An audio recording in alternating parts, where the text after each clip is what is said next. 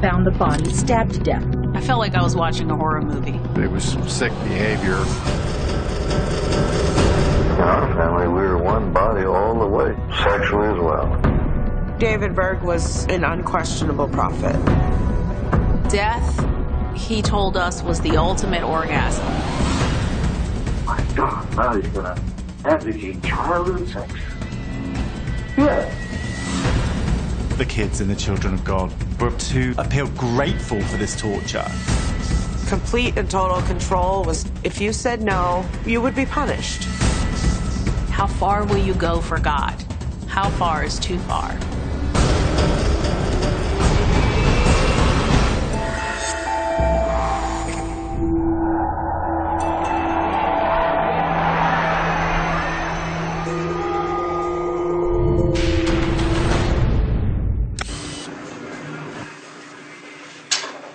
Well, hey everyone. This is Rick, and this is my weapon of choice. Friday, January 7th, 2005. 29-year-old Ricky Rodriguez prepares for battle. Wow. I'm gonna try to do my part, because somebody's gotta take him out those. Within 48 hours, police in 2 states discovered 2 gruesome crime scenes. Police found the body stabbed to death, and sources say Rodriguez left behind a tape explaining his actions. Some of us are gonna be around to see those burn. They're going down. Detectives learned that Ricky Rodriguez was the son of one of the world's most infamous cult leaders, David Berg. Ricky was out for revenge for what happened to him and so many other kids in the children of God. I think Ricky was desperate. He lost hope that there could be justice. And I kind of understood why he did it. All of us were victims of Father David. In the late 1960s, David Berg emerges as a visionary, offering salvation from the impending end of the world. In just a couple of years, Berg acquired hundreds of followers, including some who became really famous, like River Phoenix. They thought that he was going to be able to save the world. David Berg said, "We'll take you away from this world. We'll take you away from this country. We're going to make a better one." If you love the Lord, you love others, and you'll try to love them like the Lord loved you, and you'll try to save them like Jesus has saved you. I was a baby when my mom first met the Children of God. Her younger sister had joined, and she introduced her to it. Christina Babin's mother, Elizabeth, is 21 years old when she starts attending regular prayer meetings in 1975 in her home state of Louisiana. They did a thing that we like to call love bombing. They would embrace you and hug you and tell you that they loved you. For my mom, it was a very powerful tactic. She felt like that's where she wanted to raise her children. Christina's mom grew up in a Catholic church. It was very strict, very regimented. And here comes David Berg, who was a laid-back, charismatic leader, and it was just completely different than everything she had known. Quit worrying about tomorrow. All we have to do is follow Jesus. Amen? David Berg was born into an evangelical home in 1919. He traveled with his mother, a devout preacher, who drew big crowds to her fire and brimstone sermons. Berg married Jane Miller in 1944, and they had 4 children together, as he developed his own religious ideology. It took Berg 20 years to find a real following. He took the message away from the church, which was very formal and stuffy, and took this message on the streets. Christina's mom is immediately ready to join Children of God. But her father wants nothing to do with the group and refuses to let 6-month-old Christina and her 2-year-old brother go with Elizabeth. She came back with the Children of God members. They had a physical tussle, and they pulled us out of our dad's arms and took us to the commune. My mom changed our names, and he looked for us for a couple years and eventually gave up. Christina and her family initially settle into a small Children of God commune in Colorado. They de-emphasized fathers and mothers because everybody was your father and mother. Everybody had to be called aunt and uncle. The collective group was your family. Christina lives in one of the 228 communes spread across the world that are mainly funded by members signing over all their worldly possessions when they join. When Jemima Ferris is born in 1972, her mother was already living with a group of devotees in Seattle. My mom met my dad, and they were into partying, and this bus came through. My dad's friend, he was going to evangelize, and my dad said, oh, hell no, I'm not going to do that. But my mom, on the other hand, thought it was a great idea. She was pregnant with me, and she packed all her stuff the very next day and just up and left. I believe that she thought it would be a good environment to raise a child because of the positive Christian influence. You're supposed to be committed 100% to Jesus. And to be fully committed to Jesus requires an unwavering devotion to Father David, as he became known, because he was going to save them from the impending apocalypse. If you don't repent, then you're going to die. David Berg was always prophesying the death of the world, the death of the human race, the death of America. Death, he told us, was the ultimate orgasm. We lived in constant preparation for the end time. And we were told to get into heaven, you have to fight the Battle of Armageddon. And then the moon breaks open, and the heavenly city pyramid comes down and sits on the earth.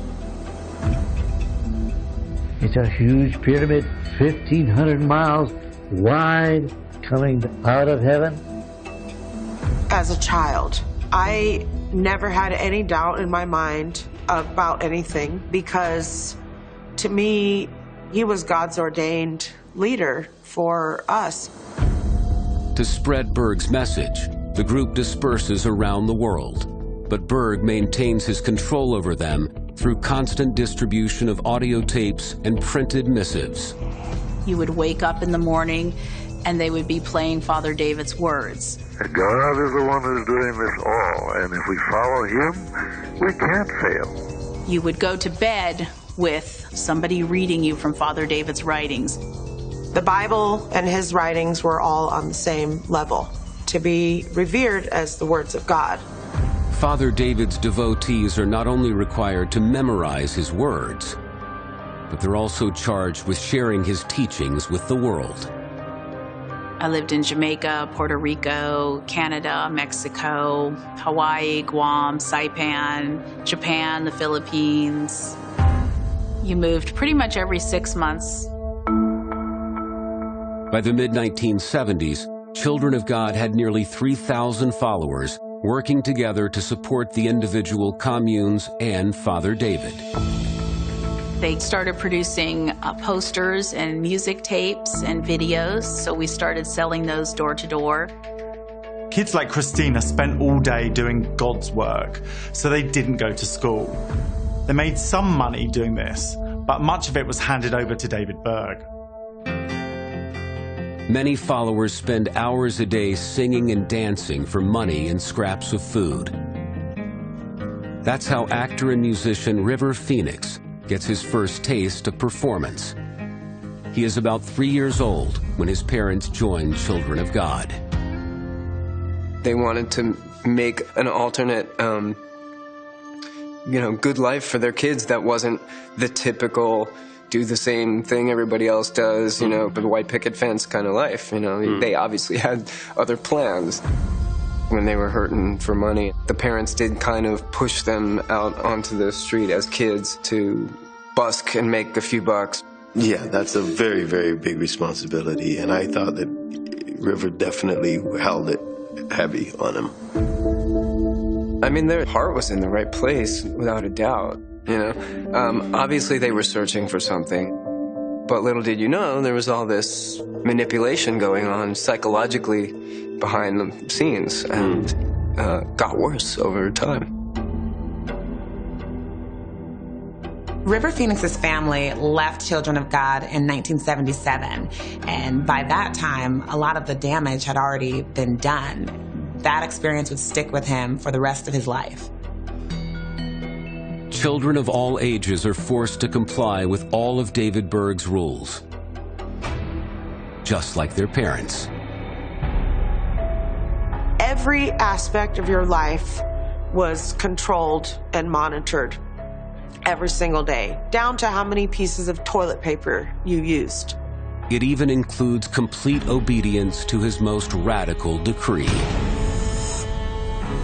God now only has one law, the law of love. You were supposed to be willing to give your body to anyone that wanted it or desired it. How far will you go for God? How far is too far?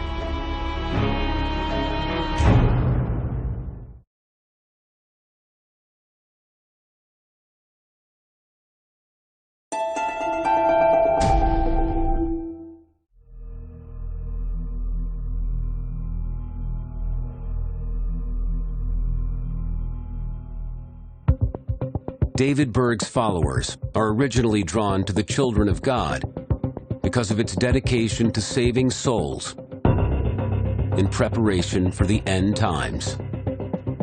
In the very beginning, it was a very puritanical society where people didn't hold hands, people didn't kiss. But around the time that my mom joined, the leadership started having a double life. By 1972, Berg's proclamations had started to focus on a new principle. God is love, and love is sex. In our family, we were one body all the way, sexually as well. Sex was considered how you showed God's love.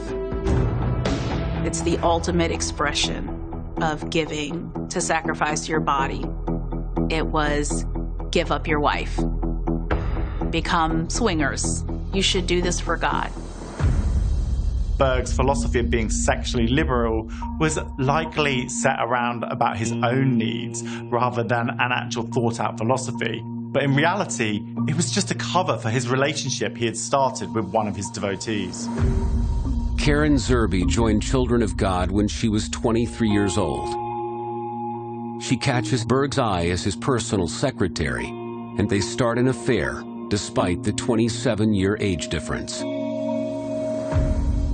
Although Berg and his wife Jane remain married, she takes a back seat to Karen before finally leaving the group several years later. Berg makes Karen his second wife and even names her his queen. But Berg also wanted Karen to go out and share herself with men. Over the next few years, Zerby becomes the first of what Berg calls his flirty fishers, female members who are commanded to have sex with new recruits in the name of God. It had originally started as a way to win disciples for Christ. Follow me, and I will make you fishers of men. And then after that, women were told to target influential men. The women were told to go out and have lots of sex, but they couldn't use birth control. And that really worked for Berg because he wanted new members who were raised within Children of God. When Karen Zerby sleeps with a man she meets in the Canary Islands, it leads to a major development for Children of God in January of 1975, the birth of a boy named Ricky Rodriguez. We were told that he was the future. He was the heir. He was the prince. He was going to lead us into the end times. Because all of his other children were grown, with Ricky, Berg saw the opportunity to prepare him from the day he was born, to groom him into exactly what he wanted him to be. Father David adopts Ricky, deciding to raise him according to some of his increasingly bizarre theories and to document it. The Story of Davidito, a 762-page book about Ricky's early years, was distributed to thousands of followers around the world. They said, raise your children just like we're raising Ricky. Do what we're doing with him. Ricky was the guinea pig. At first, the Story of Davidito depicted normal childhood activities. But over the years, the images and the stories about Ricky just turned into something truly unimaginable. Before Ricky is even 5 years old, he falls prey to Father David's obsession with sex. Ricky was raised by a group of nannies, and they were told to introduce him to sex almost from birth. The publications in the Story of Davidito are expanded into a new doctrine for the younger members, called the Law of Love. David Berg's letter came out telling people that anybody could have sex with anybody, no matter the age. I sat in the family meeting in the commune with everybody else reading that, and I knew what it meant, that it was now time for us, children, to be part of this. My God, now he's going to advocate childhood sex. He's going to advocate child bride. Yes. You were supposed to be available sexually to men. They taught us that it was a privilege. Sorry. As a 12-year-old, we were placed on sharing schedules, which was just rotation of different men.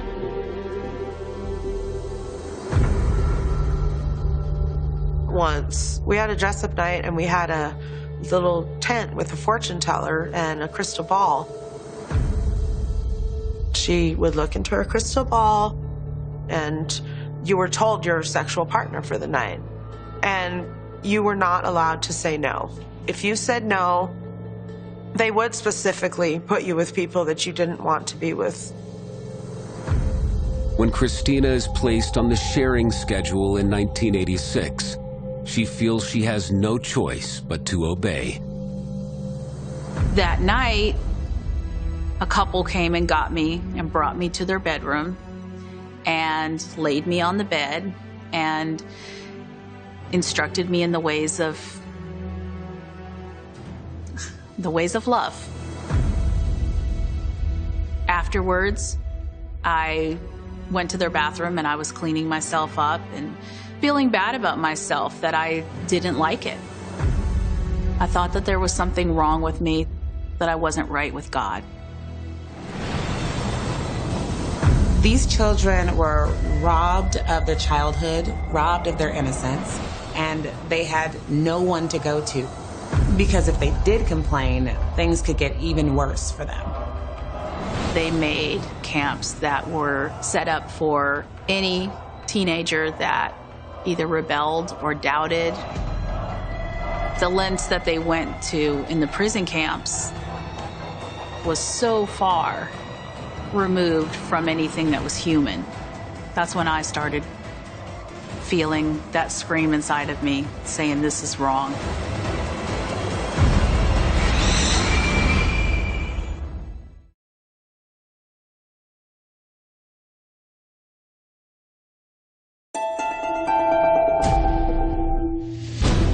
After 11 years in Children of God, 12-year-old Christina Babin begins to question the cult's practices after being repeatedly forced to have sex to fulfill David Berg's commandments. There was something wrong with my faith, with my spirituality, with how much I believe David Berg. And she's not alone. By 1986, Children of God has expanded to roughly 10,000 members, and the second-generation followers are resisting Berg's teachings. They needed us on the streets asking for money. And when you let the children out of the compounds, they started becoming dissatisfied, and they wanted to nip it in the bud before we wanted out. I was between 11 and a half and 12 when they made camps that were set up for any teenager that either rebelled or doubted. You didn't have to actually do anything bad to end up there. Christina and her 14-year-old brother are sent away from their commune in Japan and eventually end up in the Philippines, where they will train to become soldiers in Berg's end-time army. Welcome to a day at the Jumbo. We really love you, and we hope you enjoy yourself. It was called the Jumbo because it was the biggest compound that they had when I first got there. It was very scary. It was a walled compound with glass and barbed wire with armed guards. I don't know how many people exactly were there. I know at one point, just teenage girls alone, we reached 80 girls. There was no way out. Our passports were confiscated and we were not allowed to leave. I was kept in confinement when I first got there and made to confess over and over and over again, made to fast until they finally thought that I was clean enough to enter the group. You're willing to do anything to get out of there, to be with other people. You'll confess anything that they want you to confess. This was a new form of torture for us. I didn't think of it as torture at the time. Looking back, of course, I'm like, oh my goodness, what happened to me? But at that moment, it was, what is God trying to teach me? What did I do wrong? Jemima Ferris is 15 years old when she is sent to the Jumbo.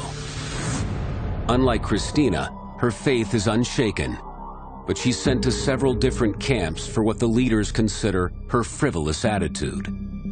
Jemima was in the Philippines with me, and she was such a spunky girl. She was always getting in trouble, always. She was too happy, too funny, too silly, too full of life, and I admired her so much. I like to laugh and make jokes, and that was not encouraged. I went to the one in Japan and the Philippines and in Thailand. The Philippines was the worst of all. Our schedules were rigorous. Reveille, 6 a.m. They quite literally would make us do calisthenics until we passed out. They had us in classes, trying to get us on board with the revolution for Jesus. And anyone who doesn't fall in line is severely punished. They would publicly board you. It was a common practice, make you confess, make you apologize. And then at the end of this, they would change your name. You're a new person. I saw that it was a system that I had to navigate, so I didn't get in trouble as much as some kids. But Christina's older brother isn't as lucky. He was in solitary confinement for 2 months because he had impure thoughts. And they beat him and made him fast. And when I saw him when he got out, they were making them do calisthenics. And he just keeled over and was throwing up. And and they just yelled at him, get up, keep going.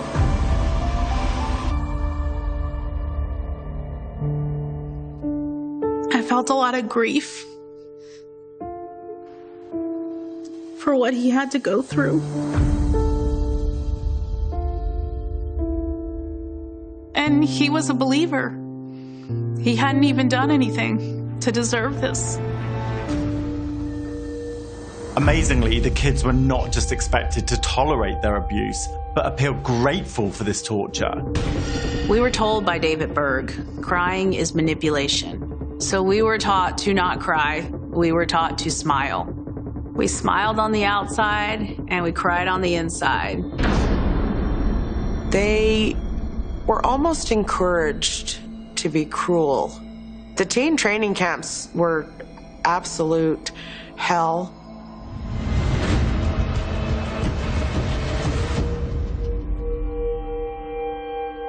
When Jemima is 16 years old, she's told she's leaving the jumbo. But she has no say in where she's sent next and spends months moving around different camps before being assigned to a new commune in Thailand.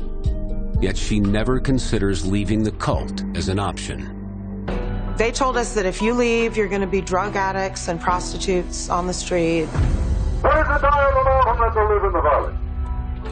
I believed 100% that God would punish me if I left.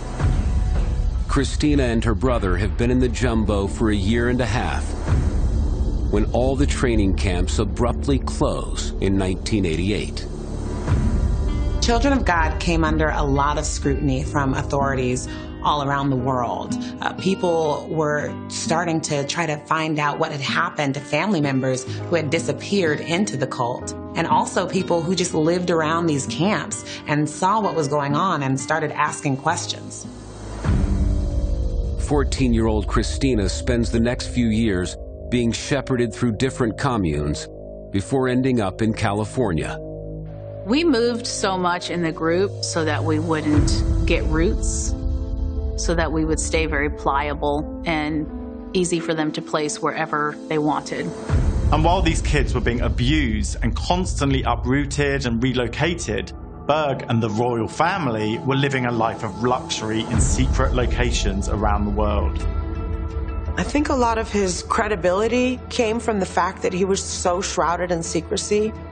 No one was ever allowed to see or know who Berg really was. To me, David Berg was an unquestionable prophet.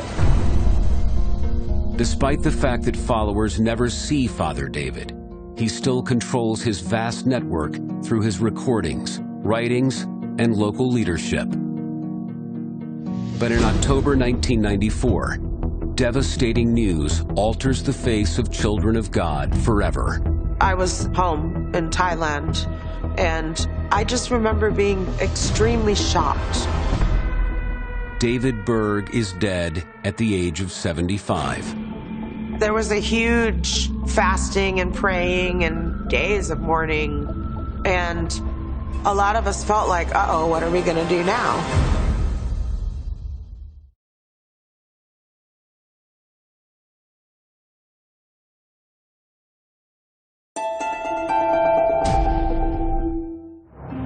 When David Berg died in the autumn of 1994, his heir, Ricky Rodriguez, is 19 years old and not yet ready to take the reins. So Karen Zerbe, Ricky's mother and Berg's second in command, seizes control of Children of God.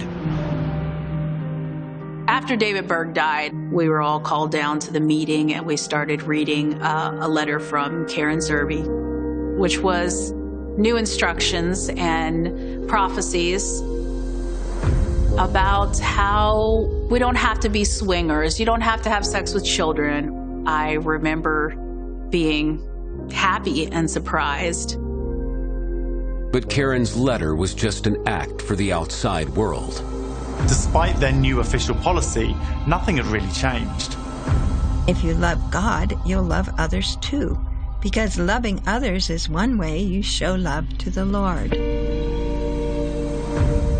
They said, we're only saying this because the world doesn't approve, not because God doesn't want us to do it. It shocked me, and I felt very sad.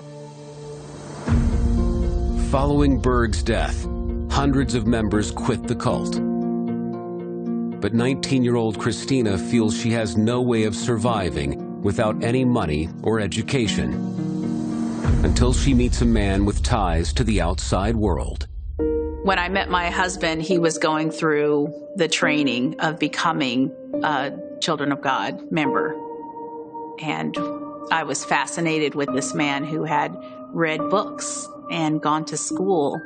And he was such an individual compared to most people that I knew. When she breaks with cult regulations for perhaps the first time, she has an experience that changes everything. He told me one morning, we're going to go see my parents. And I was shocked. I said, we can't do that.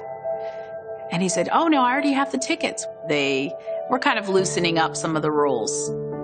So he brought me home. The mom had cooked. Everybody was laughing and arguing and talking, and it was beautiful chaos. And I was amazed. We asked to get married, and the leadership said no. And that was the end for me. When I left, I found people that were kind, people that laughed. I felt so much freedom in that simple act. While Christina is thrilled to leave, Jemima Ferris remains a devout follower. Then, when she's 27 years old, she's suddenly forced out of the cult. In the very end of '99, my friend reported me for smoking marijuana, and I got excommunicated. I was in no way prepared to face the world. I was in a lot of shock. I had a hard time understanding what happened. It's actually taken me a long time even to grasp the concept that I also was sexually abused. I was having pill addictions and meth addictions. I was drinking heavily as well. I personally don't know any ex-members that don't self-medicate in some way. The rage just takes over, and that's all you can think about is how angry you are that these people did these things to us. Berg's vision of raising children without all the hang-ups of sex just ended up creating a whole generation of wounded people. A lot of people believe that River Phoenix is an example of this. In 1993, 16 years after his family left Children of God, River Phoenix is one of the most famous actors in the world. And although his family rejected Berg's edicts and fled the cult when he was 7, the demons of his past continue to haunt him. River Phoenix revealed that he had sex for the first time at the age of 4. This would have been when he was still involved with Children of God. Now, he could have turned to drugs for any number of reasons, but his experiences with Children of God couldn't have helped. On the night of October 30th, 1993, at a club on the Sunset Strip called the Viper Room, River drinks a speedball of heroin and cocaine mixed with alcohol and chases that with a Valium. He dies of an overdose at just 23 years old. I had heard it on the radio. River had died, and I instantly knew that it was true. He was, he did some things over the years that made me go, wow, okay, got some stuff to work out, bro. Everybody wants to blame drugs for everything, What about what causes people to do drugs in the first place? Whether it's Christina, Jemima, River Phoenix, Berg's teachings had horrific repercussions on so many of his followers. Of the hundreds of children subjected to abuse, none is more famous than Ricky Rodriguez. Ricky is 20 years old in 1995 when the once isolated heir apparent receives his mother's permission to travel to the cult's communes around the world. During that trip, the young prince starts to see how different life is for his followers. Ricky saw that people were poor, but they were giving everything they had over to the leadership. And some of these people were still clinging to the idea that children should be exposed to sex very early. Ricky was somebody who wanted to make a change, that wanted to do something to help, but he had lost hope. When his mother refuses to listen to her son's hopes about changing the rules within the cult, Ricky starts to plot his exit. In late 2000, he tells her he is going to England, but instead heads for the United States. He makes his way to the Pacific Northwest, where he stays for several weeks with Jemima Ferris, who just 1 year after leaving the cult is helping former members land on their feet. When I met him, he was very humble and unassuming, and he just wanted to be normal. Initially, it seemed like Ricky was doing well. He even married the love of his life, another former member. But he had a lot of deep-seated issues that had a lot to do with his mother, Karen Zerby. Like David Berg before her, Karen Zerby constantly moves around under a veil of secrecy to protect herself from the outside world. And now, out of the cult, Ricky has no idea where his mother is. Then in 2005, he hears she may be in Tucson, Arizona, and makes his way there. He felt like if he could find his mother and take her down, that he could put an end to the cult. There's this need that I have. This need, it's not a want, it's a need. It's a need for revenge. It's a need for justice. Because I can't go on like this.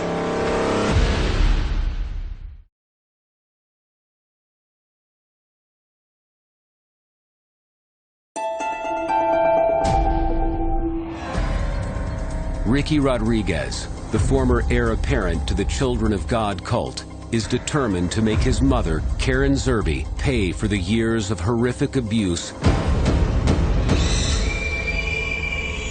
he and other members suffered as minors. The whole reason he went to Arizona was to try and figure out where his mom was. That was his mission from the beginning. Karen Zerby's whereabouts are kept hidden for security reasons. So Ricky turns to his mom's former secretary and friend, Angela Smith. And as homicide detective Benjamin Jimenez learns, Angela also played a pivotal role in Ricky's childhood. Angela Smith had been one of his nannies that was involved in the child abuse. Angela agreed to talk to Ricky, and the night before they met, he recorded his ominous video. I'll get one person, that's for sure. My source for information. I'll only have a small window of opportunity to get the information that I need out of this person. She ended up going to his apartment. I believe Ricky was trying to get information from Angela as to where his mother was. And when he didn't get that information, they had some sort of struggle. There were some defensive cut marks on her arms, stab wounds on her upper torso. And then the final blow was the cut on her neck.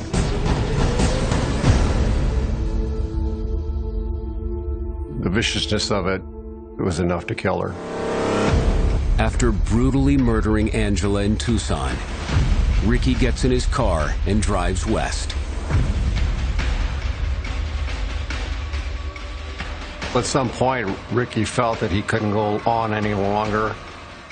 He had a sense of right and wrong. He knew he had done wrong. The next morning, January 9th, 2005, police are called to a driveway in Blythe, California, 300 miles away from Tucson. An employee saw that someone possibly could be sleeping in the vehicle, and the employee went out to check on the vehicle and saw Ricky laying there with blood on his head. 29-year-old Ricky Rodriguez is found dead in his car from a self-inflicted gunshot wound to the head.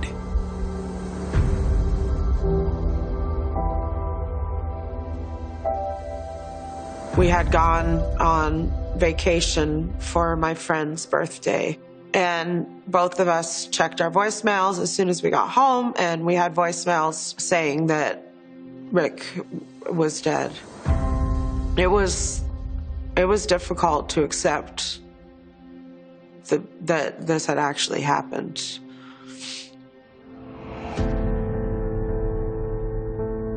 I remember hearing about Ricky dying on the news. I just couldn't believe my ears. The prince was gone. It felt like such an end. This is not just final for him, this is final for the whole group. Zerby had convinced authorities that the cult had changed its ways. But the murder-suicides shine a new light on the horrors that were committed in the name of God.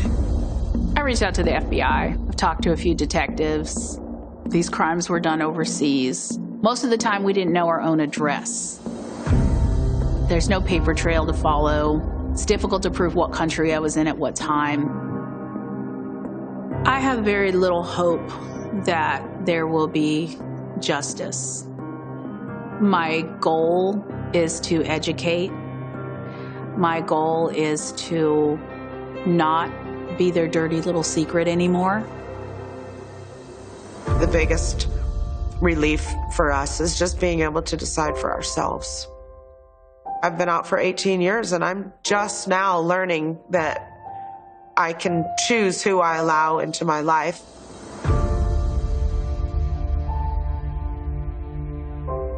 Just because somebody has been victimized, that does not mean that we are victims.